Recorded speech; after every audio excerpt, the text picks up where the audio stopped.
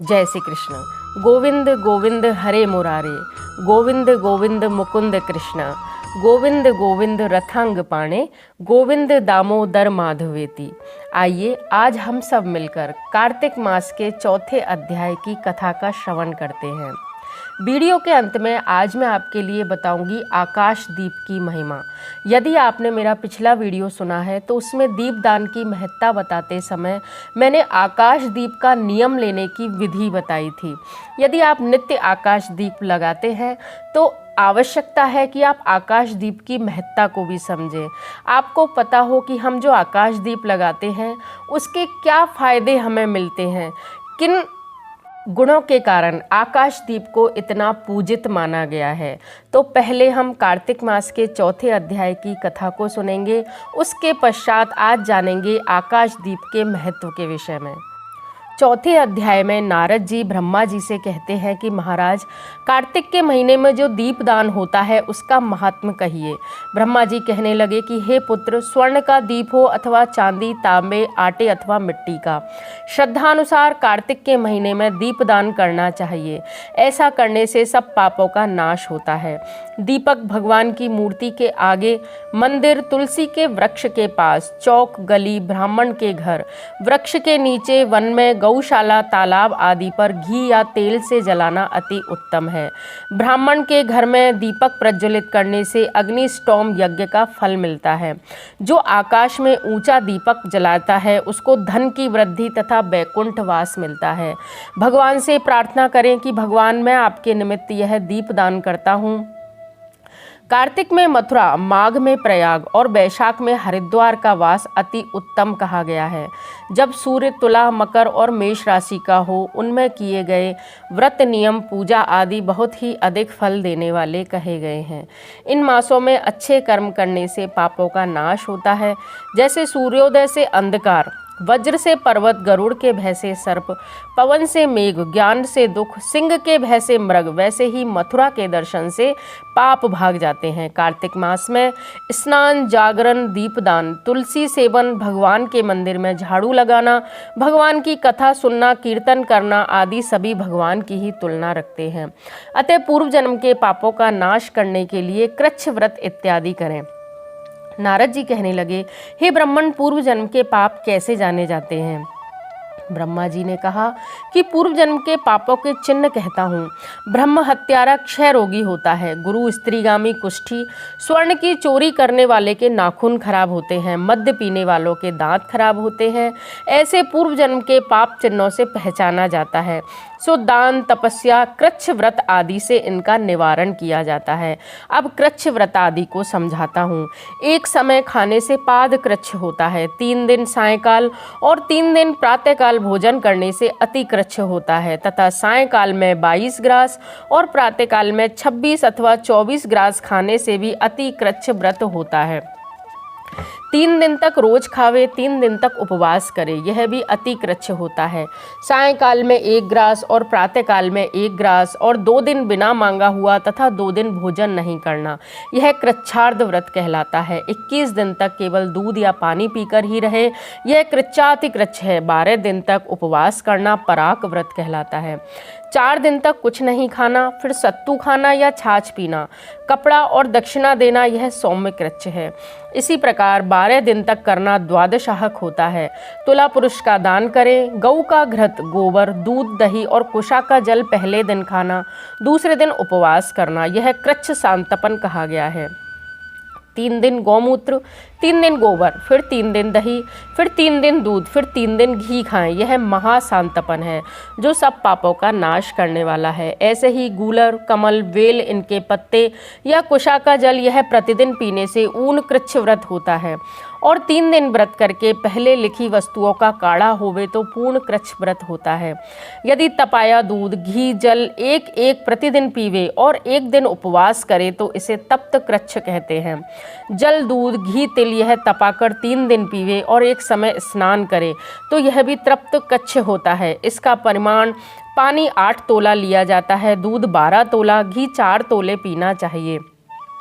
कार्तिक शुक्ला चतुर्दशी को भगवान का पूजन करें। उपवास करके उस रात्रि को जल में स्थित हों तो यह जल कृच्छ व्रत होता है, जिसे करने से बैकुंठ प्राप्त होता है। कार्तिक सुदी सप्तमी को घी खावे, फिर एकादशी को उपवास करे।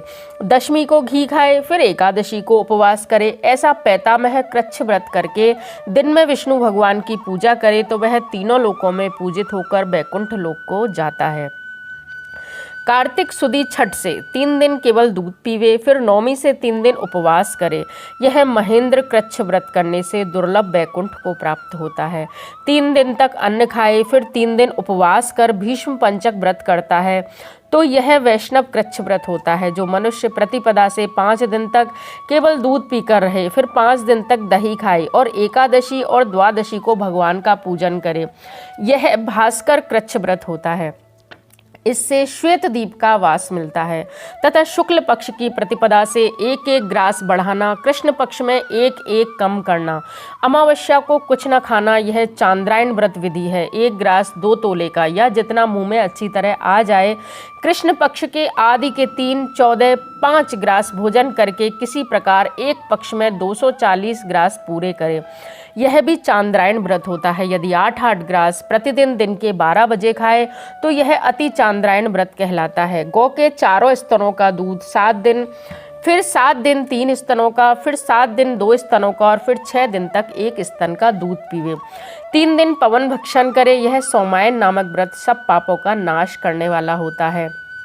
गेहूं, चावल की कांजी, दही, दूध, घी, पानी, पंचगव्य में ये सब चीज़ें नियम से कार्तिक के महीने में खावे। यह साप्ताहिक कृच्छ व्रत करने वाला विष्णु लोक को प्राप्त होता है। पलाश, वेल, गूलर इनका काढ़ा, ओटाया हुआ दूध पीवे। एकादशी व्रत रखे और द्वादशी को पारण करे तो उसका भी बैकुंठ वास होता है। जो मनुष्य कार्तिक सुदी सप्तमी, अष्टमी, नवमी, दशमी को जल कमल के नाल के भीतर का डोरा, वेद के पत्ते, कमल इनको खाए और एकादशी का उपवास करे तो यह लक्ष्मी व्रत होता है। इसका करने वाला भगवान का शिष्य वैष्णव गति को प्राप्त होता है। प्रातःकाल 4 और सायंकाल में प्रतिदिन खावे तो यह शिव चांद्रायण व्रत होता है। कार्तिक सुदी चतुर्दशी विधि पूर्वक ब्रह्म कूच व्रत और गारीक पूजन करना चाहिए।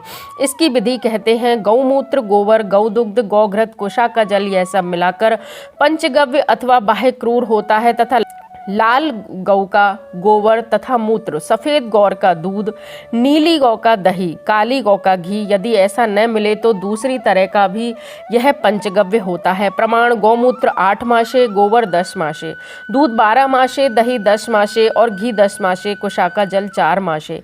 गायत्री मंत्र पढ़कर गौमूत्र लेना, गंधम द्वारा बोलकर गोबर, पे पृथिव्याम पढ़कर दूध, दधी करावणों पढ़कर दही, तेजोसी शुक्रमसी पढ़ के घी, देवश्याम ताम यह मंत्र पढ़कर कुशा का जल लेना चाहिए। उनको कुशा के पत्रों में उठाकर विधिवत हवन करें। वेद के इन मंत्रों से आहुति दें। इरावती इदम विष्णु शर्वती मनस्तोक, शंबती इन मंत्रों से हवन करके बचा हुआ पान करें।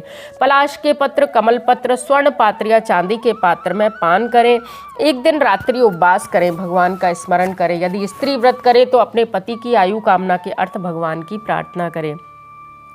दिन को भोजन नहीं करना चाहिए। आंवले आदि का पूजन तथा तुलसी का पूजन करना चाहिए। व्रत आदि समाप्ति के निमित्त ब्राह्मण को गौदान आदि करना चाहिए। इस प्रकार इन कृच्छादि व्रत करने वाले वैष्णव भगवान के परम पद को प्राप्त होते हैं। यह सभी व्रत आपको सुनने में कठिन अवश्य लग सकते हैं। प्रथम बात है कि ये सभी व्रत हमेशा गुरु के सानिध्य में किए जाते हैं। हम अपने साथ अपने मन से इन व्रतों का पालन नहीं कर सकते। सामूहिक रूप से जब गुरु द्वारा इन व्रतों को करवाया जाता है तो व्यक्ति को इसको करने की संपूर्ण विधि का पता रहता है। लौकिक मनुष्यों को सिर्फ पुस्तक में अथवा किसी पुराण में पढ़कर इन व्रतों का पालन नहीं करना चाहिए। प्रथम दृष्टया यह व्रत किसी न किसी कारण विशेष से किए जाते हैं। आपको प्रभु की प्राप्ति के निमित्त सामान्य व्रत जो आपका सहज प्राप्त हो, अर्थात सहज तरीके से जिस व्रत को आप कर सकें वही व्रत हमें करने चाहिए। कृच्छ व्रत आदि को करने के लिए गुरु का सानिध्य अत्यंत आवश्यक होता है। इसलिए लौकिक मनुष्यों को इन व्रतों को करने का प्रयास बिल्कुल भी नहीं करना चाहिए। सामान्य कथा के रूप में इन व्रतों को पढ़ने मात्र से ही मनुष्य के समस्त पापों का नाश बताया गया है। किस प्रकार हमारे ऋषि मुनि इन कृच्छ व्रत आदि को धारण करते थे और उनके द्वारा पुण्य को प्राप्त करते थे। अपने गुरु के माध्यम से ही हम उस पुण्य को सहज ही प्राप्त कर सकते हैं। तो जब भी आपको इनमें से अपने पापों का नाश करने के लिए किसी भी व्रत का अनुसरण करना हो तो किसी न किसी गुरु के ही सानिध्य में आप इन व्रतों को करें। तो अब हम बात करेंगे आकाशदीप के विषय में। जैसा कि मैंने आपको पहले ही बताया कि आकाशदीप अपने शरीर से 2 हाथ ऊपर के स्थान पर रखा जाता है। सामान्यतः लोग छत पर इसका जो संपूर्ण विधि है वह मंदिर के कंगूरे की आती है, लेकिन मंदिर की ध्वजा के पास पहुंच पाना सामान्य लौकिक पुरुषों के लिए अति कठिन लगता है। तो हम इसे अपने घर पे भी किसी ऊंचे स्थान पर अपने शरीर से 2 हाथ ऊपर स्थान पर हम इसको रख सकते हैं, ऐसा शास्त्रों में नियम आता है। अब मैं आपके लिए पद्म पुराण में वर्णित आकाशदीप की महिमा बताती हूँ। आकाशदीप के बारे में ब्रह्मा जी ने नारद जी से कहा कि कार्तिक महीना आने पर जो प्रातः स्नान में तत्पर होकर आकाशदीप का दान करता है वह सब लोगों का स्वामी और संपत्तियों से संपन्न होकर इस लोक में सुख भोगता है और अंत में मोक्ष पा जाता है। इसलिए कार्तिक में स्नान दान आदि कर्म करते हुए भगवान विष्णु के मंदिर के कंगूरे पर 1 महीने तक दीप दान करना चाहिए। तुलसी दल से भगवान विष्णु की अथवा श्री कृष्ण जी की पूजा करके रात में दीप दान करते हुए निम्न मंत्र पढ़ें। दामोदराय विश्वाय विश्वरूप धराय च नमस्कृत्वा प्रदास्यामि व्योम दीपम हरिप्रियम।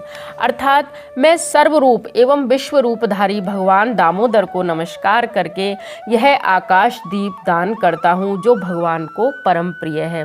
व्रती का प्रातःकाल स्नान और पूजा का क्रम नियम पूर्वक चलता रहे। मास की समाप्ति पर आकाश दीप के नियम को भी समाप्त कर ब्राह्मण को भोजन कराएं। इस अमिट फलदायी व्रत का इसी प्रकार समापन करें। जो कीट और कांटों से भरी हुई दुर्गम एवं ऊंची नीची भूमि पर दीप दान करता है वह नरक में नहीं पड़ता। प्राचीन काल में राजा धर्मचंद ने आकाश दीप दान के प्रभाव से श्रेष्ठ विमान पर आरूढ़ होकर विष्णु लोक को गमन किया था। जो कार्तिक महीने में हरिबोधिनी एकादशी को भगवान के श्री विग्रह के समक्ष कपूर का दीप जलाता है उसके कुल में उत्पन्न सभी मनुष्य भगवान को प्रिय हो जाते हैं। एकादशी से तुला राशि के सूर्य से अथवा पूर्णिमा से भगवान की प्रसन्नता के लिए आकाश दीप प्रारंभ करना उत्तम है। कहा जाता है कि नमः पितृव्य प्रेतेभ्यो नमः धर्माय विष्णवे नमो यमाय रुद्राय कांताय पतये नमः।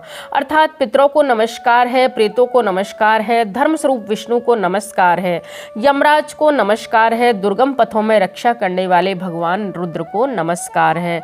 तो कहा जाता है कि इस मंत्र से जो मनुष्य पितरों के लिए आकाश में दीप दान करते हैं उनके पितर यदि नरक में भी पड़े हों तो भी उत्तम गति को प्राप्त करते हैं। जो व्यक्ति देवालय में, नदी के तट पर, सड़क पर, नींद लेने के स्थान पर दीप देता है उसे सर्वतोमुखी उन्नति प्राप्त होकर लक्ष्मी प्राप्त होती है। जो ब्राह्मण अथवा अन्य किसी भी जाति के लोग मंदिर में दीप दान करें तो भगवान का अनुग्रह पाते हैं।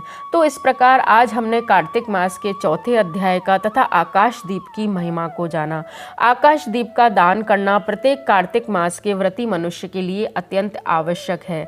मैंने आपको पहले भी बताया कि जब व्यक्ति कार्तिक मास स्नान प्रारंभ करता है तो उसके पितृ अत्यंत प्रसन्न होते हैं। जिस घर में कार्तिक मास का स्नान करने वाला व्रती पुरुष होता है तो उनके पितृ उनको ढेरों आशीष देते हैं, साथ ही उनको सर्वतोमुखी उन्नति हेतु आशीर्वाद प्रदान करते हैं। तो अवश्य कार्तिक मास का स्नान कीजिए, आकाश दीप लगाइए ताकि आपके पितृ और अखिल ब्रह्मांड में स्थित समस्त देवी देवता हमसे प्रसन्न हो सके। धन्यवाद। जय श्री कृष्ण।